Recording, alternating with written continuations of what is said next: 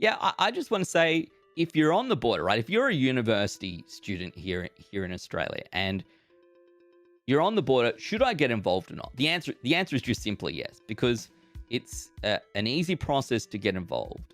I've gone through. If you look at the website, it's got a lot of actual really good tips on how to even, put a team together for Valorant, which agent you want to play, all of these things that for me, as someone who is interested in Valorant, and unfortunately too old to be competing in Campus Clutch, you've got nothing to lose. It's a great experience. And even if you don't come out at the end and you don't win the prize, it's okay because you gained an experience. You know what an esports tournament is like, and maybe you've opened a door to something that you wouldn't have otherwise done. I did exactly the same thing. That is how I got involved in esports.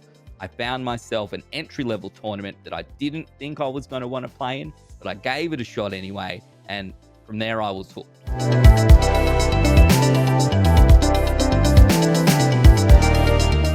Hello and welcome to Pixel Sift. My name is Gianni. Well, it's been an interesting year. I think we've heard that being said many, many times. But in 2021, esports events are starting to come back. Esports events reached unprecedented heights in 2019. Massive stadium events, big online leagues, lots of prize money, some of the biggest names in gaming taking part. But in 2020, they just weren't possible. And you all know why. It was the COVID-19 pandemic. Travel was restricted. Gathering of people was restricted. Well, in 2021, tentatively, slowly and carefully, events like the Red Bull Campus Clutch are starting to happen again. It's a Valorant tournament aimed at university students looking to find new talent in that area and get people involved in a sport that is at its very infancy. It's only been out just for a short time and people are still finding out the best way to play. Ben Green is a caster from ESL Australia, one of the organisers of this event, and spoke to me about what it's like to slowly be able to restart having these esports events in a year that was very different for a lot of people, but has also opened up opportunities for others.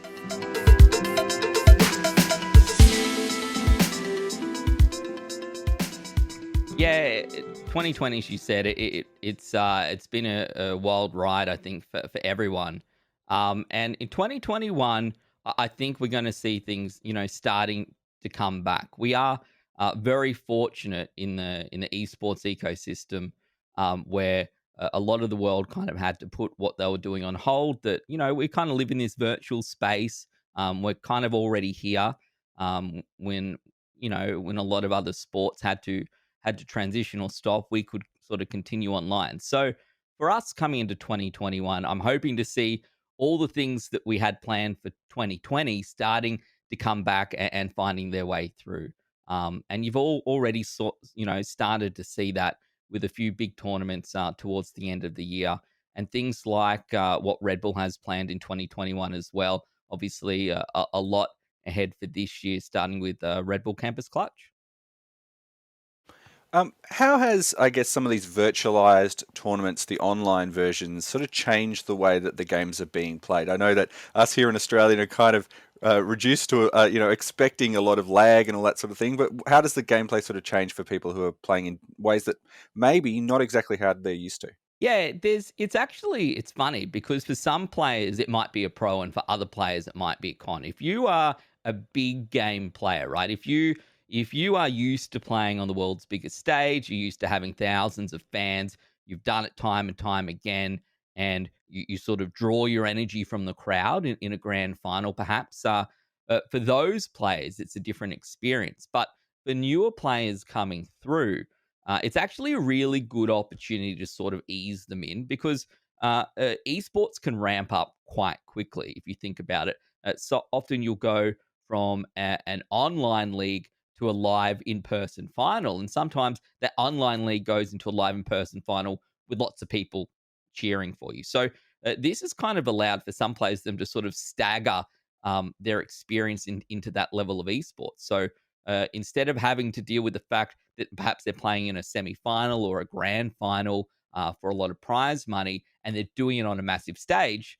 Now they're playing at home. They're wearing, they've got their jersey on top, they've got their PJs on the bottom. They're playing on their home setup. They're still playing for a lot of money, and a lot of people are watching the game, but they're in that home environment, or maybe a training center, or something like that. So it has sort of eased that transition. And we actually have seen teams that have struggled to win on the stage in the past find victories for the first time in 2020. So I think that's kind of cool that it's allowed them, to maybe ease those nerves and find a better way to get involved. And it's been great to see how tournament operators have been able to sort of change up how they do things. We see a lot of player cams in broadcast from players playing at home. We've seen a lot of fan cams as well being included into broadcasts, and giving an opportunity for people who maybe wouldn't have normally been able to make it to the event anyway to kind of feel like they truly are a part of that big event or that big broadcast. So even though things aren't how they were, we've been very lucky that as a that online ecosystem that esports lives in, we've been able to transition across really quite well. And I think hopefully, my genuine hope is that when things start to return to normal, we'll actually be in a better spot than maybe where we would have been beforehand. So you kind of touched on it a little bit there, and you're saying that this sort of environment does actually act as a really nice lead-in point. And the collegiate sports scene in a lot of things is usually that lead-in point for a lot of sports and getting into the professional leagues. Can you describe for us what is the Red Bull Campus Clutch, and where does it sort of place itself in that progression for people who want to make playing games professionally their career? Yeah, absolutely. So Red Bull Campus Clutch is a collegiate level esports event for Valorant, running across the world. So collegiate level, in Australia, we'd say uni level, university league, something like that. It's interesting because of when you go from playing online, you think you're a casual player, then maybe you step up a little bit. You're playing some ranked play in whatever the game may be. If you're playing ranked in Valorant, maybe you're trying to play with a couple of your friends at the same time, and you get, again, it's pretty casual. You care about the results of the matches, but if you lose, it doesn't matter. You just queue back up and you go again. That step from playing that casual competitive style into playing in an actual tournament is actually quite a big step. Even for people who maybe, aren't 18, 19, just in uni, even, older adults trying to get into it, it still is quite a big step. So, and often it can be difficult to find where these tournaments are. It can be difficult to find what the best first step is. I often get messages and emails and DMs and things like that, like, "Hey, I want to get into playing actual esports competitions, but I have no idea how to get involved." So collegiate esports, things like Campus Clutch, um, really is that great stepping stone because it's been advertised around universities. You can jump in there with some friends from your uni classes, or people that you meet on campus.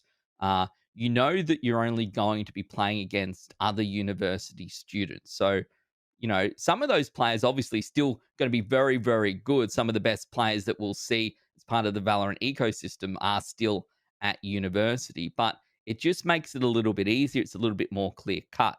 So once you get involved, it's a much better way to sort of ease you in to those tournaments, I suppose, knowing what you need to do, knowing the structure, knowing, hey, all right, I need to be here at a certain time. I log into this website. There's going to be an admin. A game's going to get assigned. This is how I play a custom game. This is the rules. Oh, I did something wrong. This is the penalty. It's just a nice way to sort of help people understand. It is quite a big difference, again, from playing that sort of casual competitive style. So it's a great opportunity as that first stepping stone. And for me, I think, having that low barrier to entry, once you've done it, it does get quite comfortable to be part of those competitions. So someone who may otherwise have only ever just played with their mates now has this low barrier to entry. They can get involved, and once they have a good experience, they go, "Oh, that was pretty good. What else can I play in?" So I think it's a really great way to sort of broaden the number of participants and number of people playing competitive esports, and in this case, Valorant. Valorant's a relatively new game in esports. It's a new game, full stop. There might be a lot of people out there who maybe don't even know what the game is. Can you describe it for us, I guess, at the basic level, how it compares to some other games, and what does the competitive scene kind of look like? Yeah, absolutely. So, Valorant is really one of your very traditional styles of esports. It's team based. It's 5 players versus 5 players. You've got an attacking side, a defending side. Essentially, you play the same map over and over and over until one team gets enough points. People, it's an FPS game, first person shooter, but it really is a tactical shooter. And we've seen games like that in the past on the lines of Counter Strike, which is one of the biggest esports in the world. So what Valorant's come along and done, it's taken a very similar style to what we've seen in Counter Strike, but I think it's made it perhaps a little bit more accessible, perhaps a little bit more fun. The characters that you see are very different. They're not your traditional style of character. Their abilities are a lot of fun. So it's a great esport to get into. And whilst you can watch it and maybe not necessarily know what each of the agents are doing, you can understand that it's 5v5 team based, and there's your objective. You either complete your objective or you don't. Okay, I can see that didn't occur. The other team got a point. It's rinse and repeat. So it doesn't sort of um, snowball out into some massive thing 50 minutes in where maybe it's difficult to understand where it's at. It's pretty simple to understand, and it's a really good entry point. So when you look at the ecosystem, right, it's an esport that's only been around for not even 12 months yet.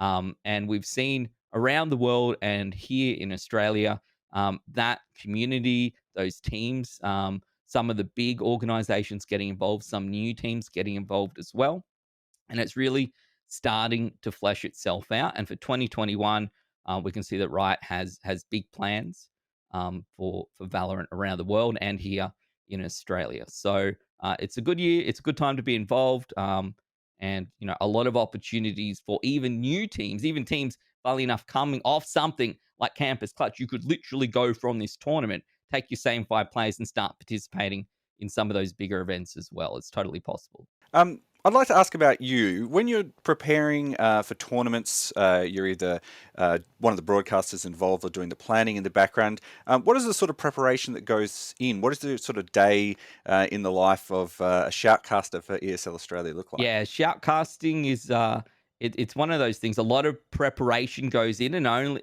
all you see is the very tip, right, of all this work that goes into preparing for a broadcast. So it's funny because at the lower level, you're doing a lot of some of these guys are doing their own graphics, they're doing their own brackets, they're maybe running their own tournaments, they're spectating the games, the in-game cameraman getting the best shots and trying to shoutcast at the same time. At the top level, you have the benefit of being able to turn up a few hours before, do some rehearsals, and then you've got a team of experts around you, right, helping you do that. You've got 3 or 4 spectators in there getting the best point of view. You've got a professional producer. You've got professional graphics operators all pulling it together. So as a shoutcaster in that world, your job really is preparation, learning the teams, learning the game, learning what's going on. I think it's funny because esports is perhaps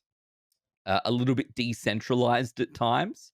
It can be difficult to get all of that information at the same time. If you're looking at a tournament where maybe it's an APAC wide tournament, you've got teams from Asia competing, teams from Australia, and you're looking at like, wow, I'm trying to get information on these teams that have played in a qualifier somewhere else, and there's no English language information available. So you have to start searching through videos on YouTube or on Twitch somewhere, and scrolling through and watching a broadcast in a different language and taking your own notes, and trying to make sure that you're across what this team's done. Some of the other guys, well, I don't know, Elfish guy, who's one of the big casters here in Australia. If you go do work with him, he'll have like this. I saw it in his office once. He had this many notes for 1 year of broadcast, just in paper form, to print it off and take it. So there's a lot. It's a lot of preparation, is really what it is, and that preparation allows you to step into the broadcast ready to go,